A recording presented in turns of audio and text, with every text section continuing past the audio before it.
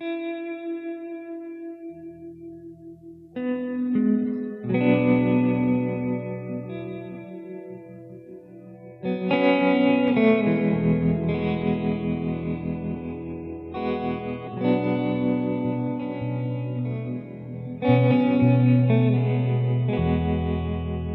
think the one poster artist today that impresses me the most is Emek.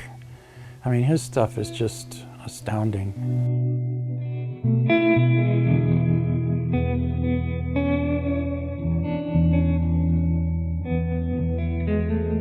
Emek reminds me of being like this mini royalty, kind of like in the poster.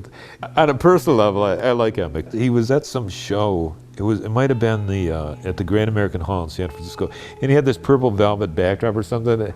And the way I was thinking, he should be sitting in this. He should have it wrapped around him with a scepter. I love Emek. He's a good guy. His stuff is phenomenal. You know, this like almost photorealistic, crazy, intricate. You know, it's stuff that I would never do. There's no way I could do stuff that intricate on a regular basis. My wrist hurts enough as it is.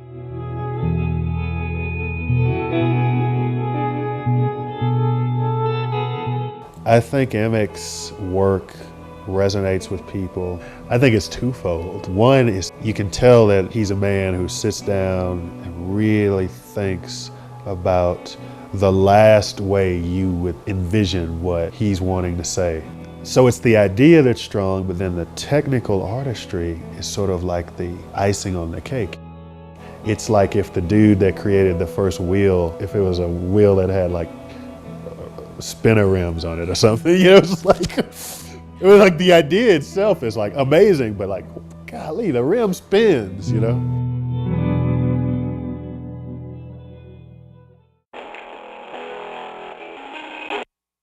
Both of my parents are artists, and subsequently my brother's an artist, my sister's an artist, I'm an artist, and my wife is an artist. Ain't it great, the bees? At an early age, my parents threw the TV out of the house and just said, whatever you guys want to do, I will support it as far as buying you any kind of art supply. If you want to take a class in sculpting or printmaking. We had family art time. After dinner, we'd clear the table and everyone would just get out their crayons, and my mom would read us stories either from the newspaper or from books, and we would draw illustrations for them. Growing up in my parents' studio, they had a lot of old rock posters and even old opera posters from 100 years ago. And of all the different types of art that my dad had, the rock posters were the coolest type of art, and I liked all that 60s stuff. When the text was combined with artwork, it just made it seem more relevant, more immediate, more important.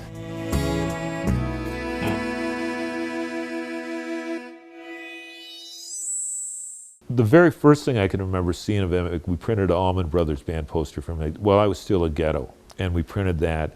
And I could see Rick Griffin in it, I could see Stanley in it, I could see a little bit everybody else in it, and I didn't know who Emek was. And then we ended up printing a lot of Emek stuff for a few years.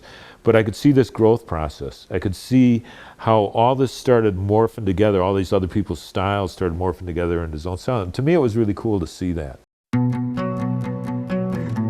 I love going to museums and galleries. I have friends and fans that are always wanting to take me to a concert. And they're approaching my art from the music perspective. And I'm always thinking, let's go to an art gallery, you know, because that's where my mindset is at.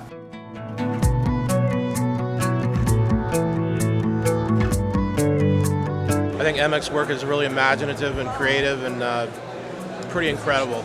And how long were you waiting today to get? It's been at least an hour now, at least.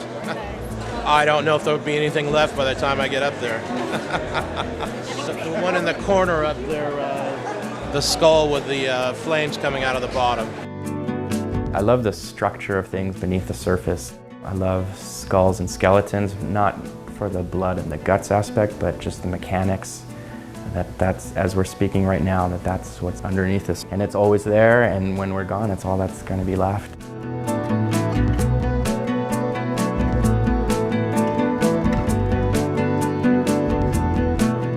When When I'm doing my work, everything I do starts with a concept first, and then I'll try to figure out how I want to render that concept into the work. Do I want to draw it this way or in this style? I'll get a phone call from the band or management or the record company, and in the conversation I get an idea of kind of what they're looking for, and then my interpretation of it is I'll just jot down some notes. And it's not even like doodles, it's just picture a man eating himself. So on one day that might create some visual, on another day it might create a completely different visual, but that way I keep it open.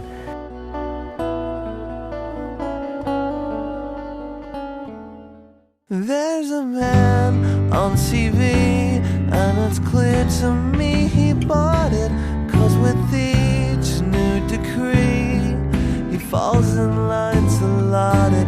But he don't believe me, he can't be wrong, he's patriotic. It's a lie,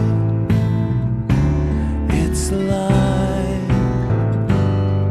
But oh, what a verbal conspiracy, and every word of dissent is a heresy.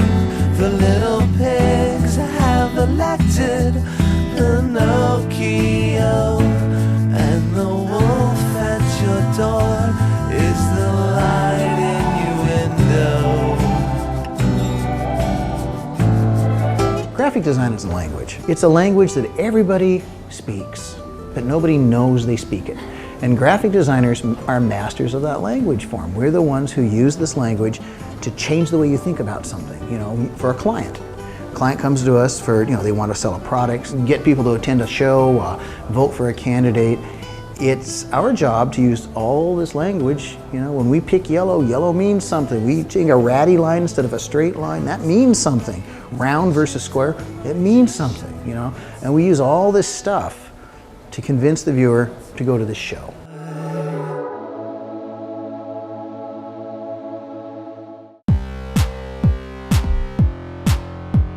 This was the very first 3D poster that I did, and it was sculpted out of clay, and it's modern man as a fossil. The lead singer of the Flaming Lips is named Wayne Coyne, and here's a coin, it says one coin.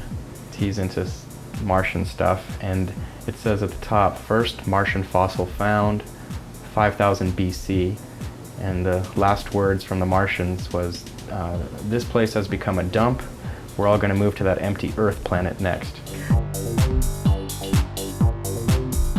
Thievery Corporation is 2 DJs, so I did, a double-headed guy, and it's got the old reel-to-reels and 45 insert, put little secret hidden sayings in the poster in different places.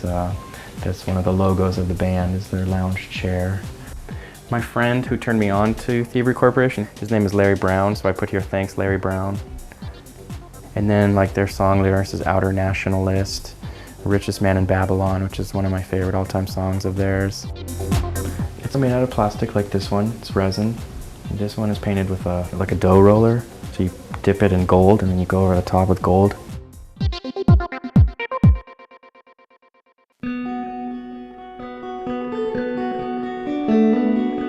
More and more record companies and bands want a big poster, and they don't want it mass-produced. They want something handcrafted and limited edition. And one of the things that gets spoken of is we want to be part of the golden age. We want to belong to the genre. Not necessarily, we don't want psychedelic posters, we don't want 60s posters, but we want to belong to that pantheon of cool bands that had cool posters. And it seems like each year I have more freedom than the previous year. I'm doing better. I'm a happier person, and by happiness I mean that I get to do art. That's really, my family and my art is really all I need.